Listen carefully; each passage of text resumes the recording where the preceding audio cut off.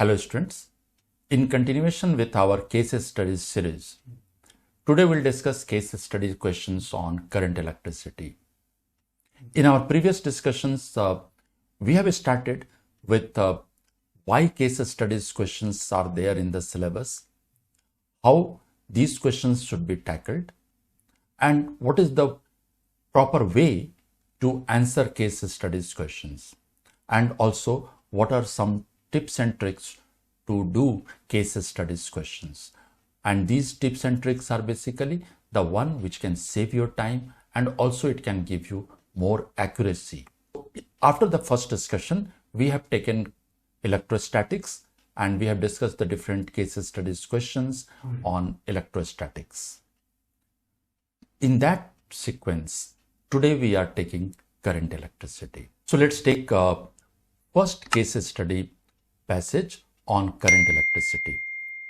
According to Ohm's law, the current flowing through a conductor is directly proportional to potential difference V across the ends of the conductor.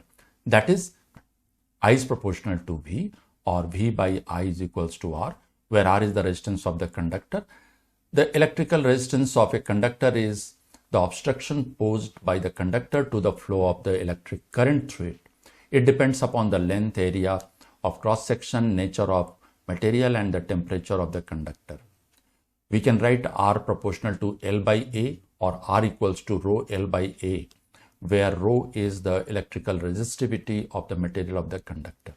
Now in this one passage, whatever is given there, you all know that. So it is just the details of that, how Ohm's law expression is given mathematically and what are the different factors on which the resistance of the material will depend. Let's see the different questions which are there. The first one is dimension of electrical resistance. Now, if you have to find the dimension of the electrical resistance, you know that it is R equals to V by I. Of course, here mathematically that this relation is given in the passage. V by I is equals to R. So let's see here, for finding its dimension, it is the potential difference. So it is your work done per unit charge. And this I, if I take in terms of the current we are expressing, because the different terms of the dimension which is given, it is there in terms of the current there. Now work done, if you consider, it is your mL square T minus 2. This is the dimension of it. And we are basically taking the dimension. So in this particular case, for Q charge, we can write it as A into T. If I take the dimension of the current as A, and for this also it is your A. So in this case, it is your mL square T power minus 2 is here and 1 T is in the denominator. So it is minus 3. So, and A power minus 2. So it is your mL square T power minus 3, A power minus 2. So now if you look at the different options which are given, first one is wrong, mL square T power minus 2, A power minus 2. Second one is mL square T power minus 3, A power minus 2. So this is the correct one. Obviously third one is wrong. It is m minus 1, L minus 2 another, and D is also m minus 1 another. So the second one is the correct option. Let's take the second question. If 1 microampere current flows through a conductor when potential difference of 2 volt is applied across its ends, the resistance of the conductor, R is equals to V by R. R is equals to V by R, which is equals to 2 divided by 1 microampere. So it is your 10 to the power minus 6. So it is your 2 into 10 to the power 6 ohm. Now, if you look at the different option, first one is 2 into 10 to the power 6. So this is the correct one. Next, a specific resistance of a wire depends upon. Now, a specific resistance of the wire, that one will depend upon the material. It will depend upon its temperature there, at what temperature you are taking. So it does not depend upon the length, it does not depend upon the area of cross section, it does not depend upon mass, and this is the none of these. So obviously the fourth one will be the correct option here. Let's take next question. The graph between the potential difference and current for a conductor is a straight line passing through the origin. Which law is illustrated by such a graph? Now it is a plot between V and I. Now you know that Ohm's law is your V proportional to I. At constant temperature for a given conductor, potential difference across 2 points of the current carrying conductor is directly proportional to the current. So here, as it is directly proportional, obviously the plot will be a straight line. It is your V and I, so it will be a straight line there. So law of combination of resistance, this is wrong. Henry law, wrong. Ohm's law is the correct one. Joule's law is also wrong. Okay. This is not related here with the potential difference and the current there. Next is resistivity of the material of a wire 1 meter long and 0.4 meter in diameter and having a resistance of 2 ohm. Now we know the formula R is equals to rho L by A, and you have to find the value of rho. So it will be your RA by L. So this is equals to R. That value is already given, that it is your 2 ohm. Then area of cross section, if I consider the diameter is your 0.4 millimeter. So obviously the radius is your 0.2. So it is your pi R square. So pi into 2.2 into 10 to the power minus 3 whole square divided by the length. Now the length is given as your 1 meter. So in this particular case, it is your 2 pi into 4 into 10 to the power minus 8. Because if you consider here 0.2 into 10 to the power minus 3, we can write it as your 2 into 10 to the power minus 4. So it is your 4 into 10 to the power minus 8. So it is your 8 pi into 10 to the power minus 8. So this is roughly your 2.51 into 10 to the power minus 7. So that means this D is the correct option. It is your 1.57, 5.2, 7 point this, because the power is your 10 to the power minus 7. And it is your, this is your 8 pi. So in that case, it is your 2.51. So the fourth one will be the correct option. Let's now take a second case study question on current electricity. EMF of a cell is the maximum potential difference between two electrodes of the cell when no current is drawn from the cell. Internal resistance is the resistance offered by the electrolytes of a cell when the electric current flows through it. The internal resistance of a cell depends upon the following factor: distance between the electrodes, nature and temperature of the electrolyte and nature of electrodes, and also on the area of electrodes. For a freshly prepared cell, the value of internal resistance is generally low and goes on increasing as the cell is put to more and more use. The potential difference between the two electrodes of a cell in a closed circuit is called terminal potential difference, and its value is always less than the EMF of the cell in a closed circuit. It may be written as V equals to E minus I into R. Now this is the diagram which is given. You have a cell here of EMF E. This is its representing its internal resistance. Capital R is the external resistance here. Small r is the internal resistance. E is the EMF of the cell and the current I is passing through it. Now let's see what are the different questions given on this. The terminal potential difference of two electrodes of a cell is equal to EMF of the cell when. Now if you look at the statement part, the terminal potential difference EMF of a cell is given there. It is the potential difference between the electrodes of the cell when no current is drawn. So here it is said that terminal potential difference between the two electrodes of the cell is equal to EMF when no current is being drawn. So I equals not equal to 0 is wrong. I is equals to 0 is the correct one. Both A and B neither A and B. So these are wrong. Second one is the correct option.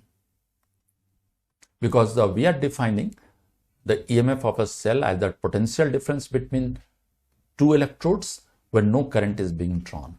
Or it is open circuited, that also it may be called. Second question is, a cell of EMF capital E and internal resistance small r gives a current of 0.5 ampere with an external resistance of 12 ohm and a current of 0.25 ampere with an external resistance of 25 ohm. What is the value of the internal resistance of the cell?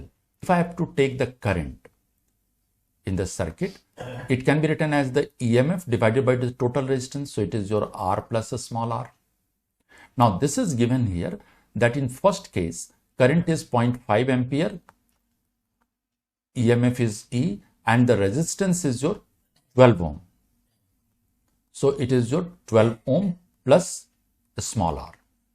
And in second case, it is your 0.25 ampere when the external resistance is 25 plus r. So now if I take the ratio of the two, so in that case, what will happen? It is your 0.5 divided by 0.25. So it is 2. E will get cancelled. And now here you will have 25 plus r divided by 12 plus r. We are taking the first equation divided by the second one.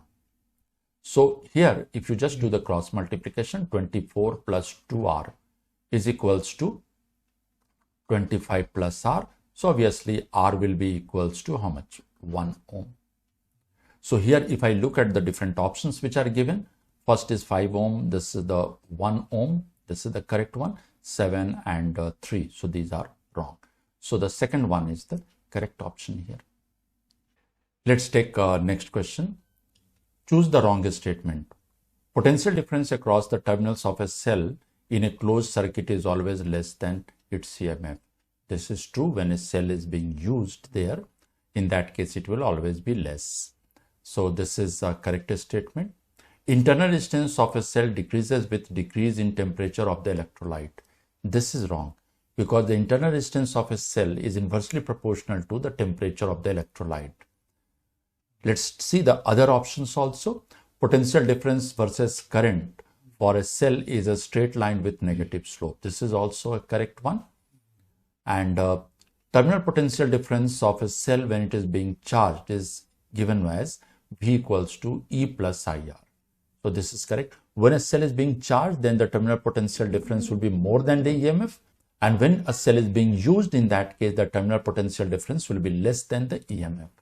So in this one, the second one is the wrongest statement there. Next is an external resistance capital R is connected to a cell of internal resistance a small r.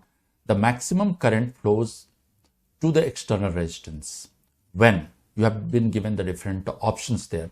Now, if you see the expression for the current, this is given as your E by capital R plus small r, where E is the EMF, capital R is the external resistance, and small r is the internal resistance. Now, for maximum value of the current, if you have to take here, we can just make a little mathematical expression here. Of course, you can get it for the maximum current. What should be the condition by using the concept of the maxima and minima there. But here we are taking this like, we can write this as capital R as your root over R square plus a small r as root over a small r whole square. And this we can take it as your a square plus b square, and then we can write it as your a square root of capital R minus a square root of a small r whole square plus 2 times root r into root small r. Now suppose we want the maximum value of I. The denominator should have the minimum value. And in the denominator, we have the term root over r minus a small r whole square. Being a perfect square, the minimum value of a perfect square will be 0. So I will be minimum when this root r minus small root r is equals to 0. And that will give you capital R is equals to a small r. So here if I take the first one is the correct option. Second one is the small capital R less than a small r, capital R greater than a small r, and capital R equals to 1 by r. So obviously all these are wrong. The first one is the correct option. Let's take the next question. If external resistance connected to a cell has been increased to 5 times, the potential difference across the terminals of the cell increases from 10 volt to 30 volt. Then the EMF of the cell is. Now you are taking the potential difference. So V is equals to I into R. And this we can write it as E divided by capital R plus small r into capital R. This is your V. Now it is given there that terminal potential difference is changing from 10 volt to 30 when the resistance have been increased to 5 times external resistance. So that means here we can take 10 is equals to E divided by R plus the small r into capital R, and in second case it is your 30 equals to E divided by 5R plus the small r into 5R, because external resistance is made 5 times. So now if you take the ratio here of the two, it will be 3 divided by one term will be your 5, and now it is your, in the denominator you have 5R plus a small r, and this is your capital R plus a small r. So this is your 15R plus 3R equals to 5R plus 5R. And now if you look at this expression, here this is your 10R is equals to 2R, or small r is equals to 5 times capital R. Now you have to find the EMF of the cell. So suppose if I substitute in any of this expression, suppose I substitute in the first one, suppose. So it is your 10 into capital R divided by capital R plus a small r. Internal is your 5 times R, so it is your 6R. R will get cancelled, equals to 60 volt. So in that case, if you look at this one, the second one is the correct option here. Let's take next case study question. A single cell provides a feeble current. In order to get a higher value of current in circuit, we often use a combination of cells.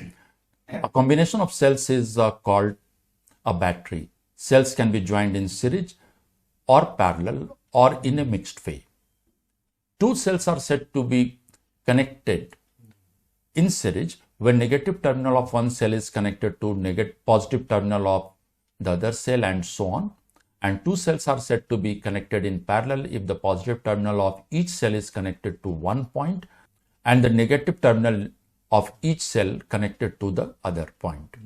In mixed grouping of cells, a certain number of identical cells are joined in series, and all such rows are then connected in parallel with each other. Now the diagram here it is given. You have the different cells here joined in series, and all these combination or each row there is joined then in parallel, and it is connected to an external resistance here, capital R, and we have the current I flowing through it. Now with this details, let's see the question there. The first question is to draw the maximum current from a combination of cells. How should the cells be grouped? Remember, here if the cells are there and it is connected to an external resistance, you have a number of cells. In that case, maximum current will depend upon what is the relation between the external resistance and internal resistance there. Current will be maximum when the external resistance is equal to the effective resistance offered by the combination of cells. So in parallel this is wrong, in series it is wrong there. Mixed grouping, this is proper, but it basically depends upon the relative value of the internal and external resistance, because we have the different cases there. If suppose the external resistance is too high from the internal one, in that case the cells should be connected there in series. If internal resistance is very high as compared to the external one, then they should be connected in parallel. But if suppose it is not a very high there, external or internal one, in that case we see that when the effective resistance given by the combination of the cells becomes equal to the external resistance, then the current will be maximum there. So basically it depends upon the relative value there. Okay. Next, total EMF of the cells when n identical cells, each of EMF E are connected in parallel. When the cells are connected in parallel, in that case the net EMF, and as it is an identical cells connected there, so the net EMF will be equal to the EMF of each individual cell there. So in that case, it is E, which is the correct option. NEV is wrong. Next question. 4 cells, each of EMF 2 volt and internal resistance 1 ohm are connected in parallel to a load resistance of 2 ohm. Then the current through the load resistance. You have 4 cells, each of EMF 2 volt and internal resistance is 1 ohm. They are connected in parallel. So as they are connected in parallel, in that case, the current, if you take here, this is net EMF, which is E only, and the value of EMF is given as your 2 volt divided by the resistance. External resistance is your 2 ohm plus the effective resistance offered by the combination of cells. So since 4 cells are there and each has internal resistance 1, so it is your 1 by 4. So it is basically 2 divided by 2.25, and that will be, it is like your 8 by 9. So 2 is wrong and 1.51 is wrong. So the fourth one, 0.88 is the correct one. Next question. If 2 cells out of n number of cells, each of internal resistance small r, are wrongly connected in series. We have n cells and out of that 2 cells are wrongly connected. Then the total resistance of the cells.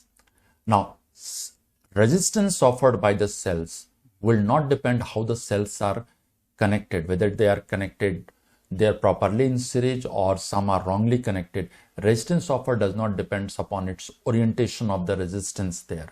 So in that case, it will remain as N into R because N cells are there, each has internal resistance R. So in that case, the third one will be the correct option. Let's take next question. 2 identical non-ideal batteries are connected in parallel. Consider the following statement. First one is the equivalent EMF is smaller than EMF of 2 cells. Second one is the equivalent internal resistance is smaller than either of the 2 internal resistance. First statement, if you take equivalent EMF is smaller than either of the 2 EMF. You have 2 identical non-ideal batteries. That means they are having some internal resistance, and if they are connected there in parallel, obviously the net EMF will be same as the EMF of the each individual. So the first one is wrong. The equivalent internal resistance is smaller because they are connected in parallel. So equivalent resistance will be equal to 1 by R equals to 1 by R1 plus 1 by R2. In parallel, the equivalent resistance is always less than the resistance of each individual one. So now if you look at the different option, both A and B are correct. This is wrong. First one is correct. Second one is wrong. This is wrong. Second is correct, but first is wrong. This was your wrong. This was correct. So obviously the third one will be the correct option. So this was our discussion on some of the case study questions on current electricity. We'll continue our discussion on current electricity with more cases there in our next discussion.